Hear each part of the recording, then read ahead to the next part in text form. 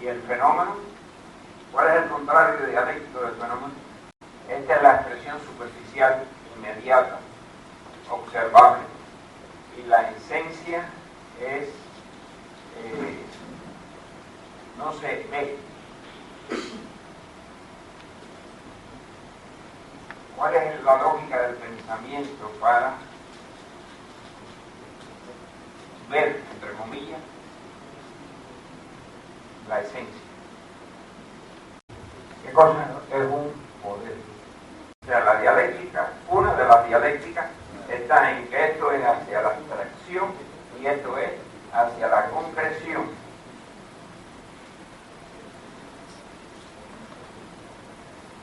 ¿Qué cosa es la expresión concreta de un fenómeno? ¿Por qué decimos concreto pensado? ¿Qué es lo concreto? Lo abstracto, ya lo discutimos, una selección de un elemento que el investigador entiende que es lo más importante y hace dejación de los demás aspectos. Y cuando va concretando, lo que se va es resolviendo el problema. Pero en el plano mental, lo concreto, pensado, ¿en qué se diferencia del modelo teórico? Y mucho más de la hipótesis. Es decir, nosotros vamos en un plano mental acercándonos de nuevo a la realidad.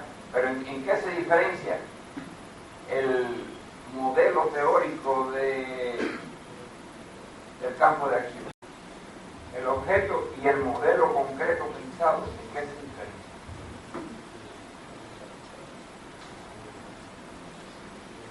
Abstracción, concreción. ¿En qué se diferencia el objeto del modelo concreto pensado? El problema es el objeto en su estado inicial, concreto. Y el concreto pensado. ¿Qué tiene el concreto pensado que no tenía el objeto? ¿Qué pasa con la hipótesis en el modelo, teórico y después en el modelo concreto pensado? Ya, compadre. Pero ya está la cosa. Es decir, ya es regresar a la vida, a la realidad, a la práctica, pero incorporando internamente el máximo de abstracción. Y lo más importante, el máximo de esencia. O sea, la esencia sigue estando presente en el pensamiento del sujeto, pero ahora ya reestructurando el objeto, pero con esa esencia explícita, de ser cierta, de ser válida, porque después a lo mejor cuando ya proponemos el modelo concreto pensado, pero cuando el investigador, en lo que nosotros llamamos capítulo 4, la propuesta, que es el modelo concreto pensado, ya esa propuesta tiene explícita la esencia, las relaciones causa-efecto. Las relaciones, claro, causa-efecto desde el punto de vista nuestro dialéctico. El efecto puede ser la causa y después es el efecto y así sucesivamente. O sea, no es una relación determinista, causa-efecto. P, como diría Bunge, infiere Q, P, Q. Pero en lo dialéctico P es Q y Q es P. Siempre. Siempre. A ver. Y entonces ahí es donde hay un cambio cualitativo de la lógica determinista positivista. Entonces, ¿qué cosa es la hipótesis? Es la expresión esencial del fenómeno, que es válida si cuando desarrollamos la concreción se acerca a caracterizar el fenómeno, pero en su esencia. La esencia se alcanza en la hipótesis y se valida en el modelo concreto pensado o en el experimento. Y lo que argumentábamos ayer es que para ese experimento falta tiempo. Cualquier experimento social requiere 10, 15, 20 años. 25. Para demostrar que es válido y para demostrar que es válido hasta ese momento, porque a partir de ese momento a lo mejor ya no es tan así.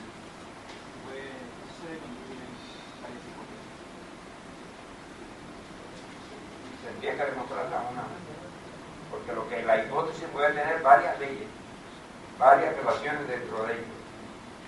Valida la hipótesis. La hipótesis se valida, la hipótesis se concibe, el problema se resuelve, el modelo concreto pensado se propone y se constata el experimento final. O sea, hay que buscar el verbo asociado al concepto. La hipótesis se propone, la hipótesis se concreta en el modelo concreto pensado, sigue siendo pensado pero se concreta y se valida en la realidad, en el experimento. Eso viene finalmente a ser la solución teórica al problema. La teórica es un modelo concreto. La otra es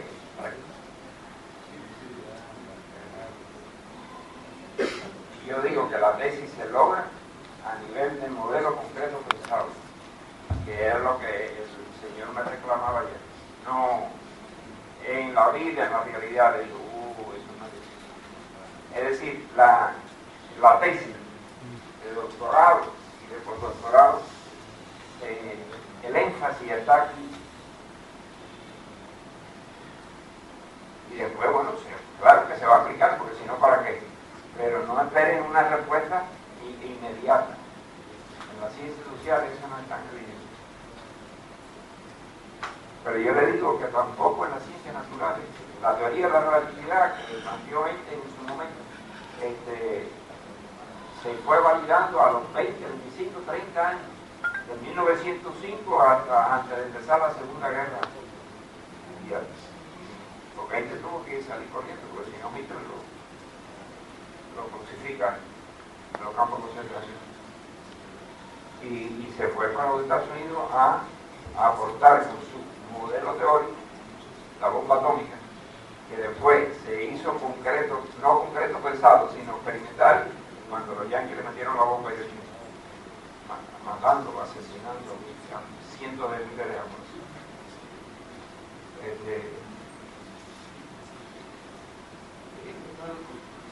En la ciencia social los problemas se vienen planteando por relación entre variables.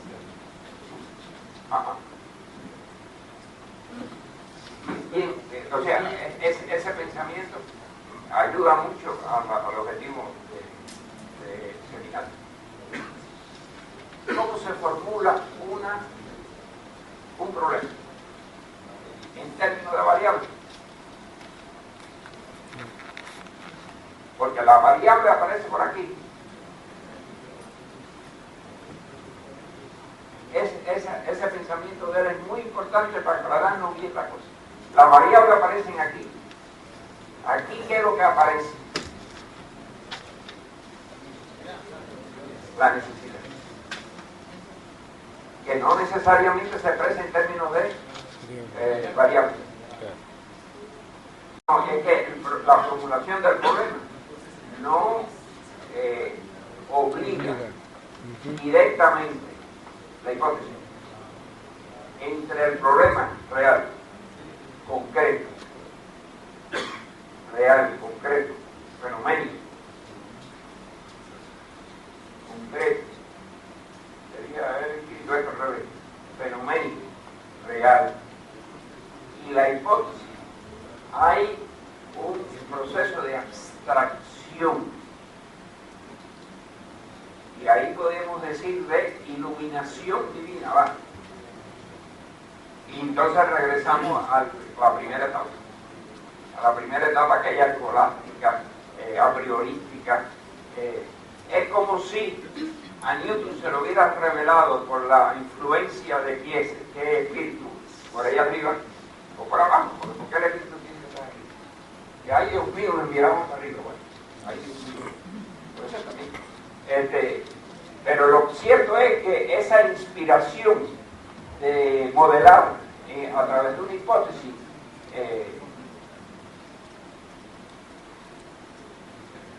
son en términos de variables, ahí sí. son sujetos privilegiados, que son capaces de representarse en su mente. Y fíjense que no hago así, como habitualmente en su mente, ¡pum!, lo apunto para acá, en su mente. La contradicción está aquí, no aquí. Tengo hambre. ¿Dónde está la contradicción? Vamos a ver. Problema, una necesidad. ¿Dónde está la contradicción? Yo aquí digo hambre. Y yo no me represento las variables aquí, e incluso ni aquí empiezan a aparecer por aquí. O sea que el problema no es por implícito sí, pero explícito no es portador de la contradicción esencial. El campo de acción y sobre todo la hipótesis. ¿Sí? Y te reitero, disfruto tu discrepancia, o por lo menos tu unión. Yo defiendo de que no.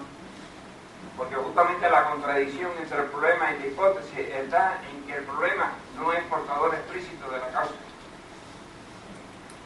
Porque si no hubiera esa diferencia entre esto y esto, no hay contradicción y por lo tanto no hay que investigar nada. Si yo digo que la problemática de que los egresados no son eficientes en el trabajo por el plan de estudio, ya no tengo que investigar nada en el plan de estudio. Claro. Yo digo, problema, el plan de estudio es malo. Objetivo, elaborar un nuevo plan de estudio. Eso no es ciencia. La ciencia es el camino que resuelve la contradicción entre la situación objetiva concreta, fenoménica, y la propuesta, lo contrario del objetivo es subjetivo, del fenómeno, esencia, y de lo concreto, lo abstracto. Y aquí esas relaciones abstracta, concreta, fenómeno, esencia, ¿y qué más dije? Concreto, abstracto, fenómeno, esencia, y digo una tercera relación. Es lo que produce la lógica de la investigación científica. Porque si la solución a los problemas está en la superficie del fenómeno, del objeto, no habría investigación científica y todos los doctorados esos que tenemos nosotros habría que empezar a quitarlos. Entonces no está implícito, no está explícito, está implícito y además muy escondido. ¿Desde cuándo los físicos estamos hablando de los agujeros negros? Desde los años 40. ¿Y qué son los agujeros negros? Pues no se sabe. No se sabe. No se sabe qué cosa es eso. Pero empezamos a buscar respuestas, soluciones, y por ahí andamos. El camino de la investigación científica es zigzagueante y azaroso. Entonces no inculquemos en nuestros estudiantes el simplismo en la investigación científica, porque esas investigaciones científicas simplonas no sirven. Lo primero que nosotros observamos, es ver si el problema deja explícita la causa. Cuando lo leemos en el problema, la causa, decimos, no, sí. Cuando el problema puede precisarse con múltiples causas, ahí empieza a ser interesante la investigación.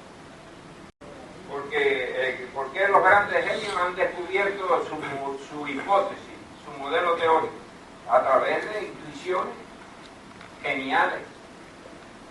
Y eso es espiritualidad, eso es idealismo. Porque si yo observara la esencia, entonces es materialismo. Y no se observa la esencia. En ese proceso de abstracciones, ¿quién va trazando el camino? La subjetividad. A partir de la caída de la manzana en la cabeza de Newton, el genio descubrió la ley de gravedad. Y lo dije ya anteriormente. ¿A cuánta gente le ha caído no manzana, el edificio completo, y no ha descubierto ni una ley? O sea, hay algo ahí que no es solo la interpretación materialista de la